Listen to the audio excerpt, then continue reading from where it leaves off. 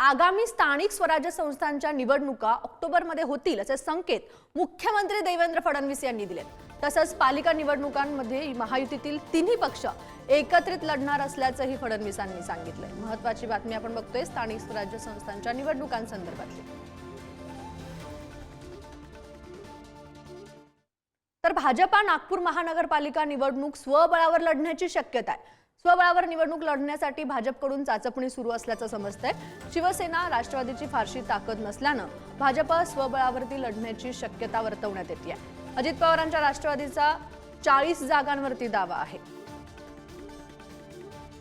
भारतीय जनता पक्ष जेव्हा 108 नगरसेवकांपेक्षा जास्त निवडून येण्याची क्षमता आहे, माझ्या ठिकाणी कोणीही अध्यक्ष राहिला असता तो सरळ सांगितलं असतं की जो पक्ष एकुलता एक लढेल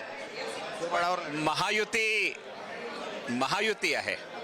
महायुतीमुळे जे वरचे नेता निश्चित करतील तसा त्यांनी निर्देश दिला आहे की नगराच्या स्तरावर आपण आपसात बसून निर्णय घ्यावा।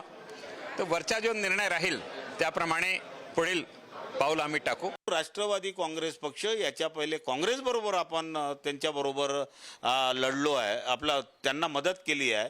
आता आपण लोकसभेमध्ये भारतीय जनता पक्षाला मदत केली, आपण विधानसभेमध्ये भारतीय जनता पक्षाला मदत केली। जर आपण असंच करत राहिलो तर आमचा पक्ष केव्हा वाढेल? राष्ट्रवादी काँग्रेस पक्षाची ताकद वाढत असेल तर आम्ही नक्की वाढवणार आहेत। तर महायुती ही जी आहे सोबळावर निवडणूक लढणार आहे का आगामी? मी कालच सांगितलं की महायुतीमध्येच लढेल।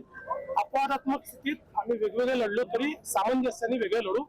एखाद्या महानगरपालिकेत किंवा एखाद्या जिल्हा परिषदेत वेगळं लढावं लागलं तरी सामंजस्य असेल, पण ओव्हरऑल आमची महायुतीच असेल।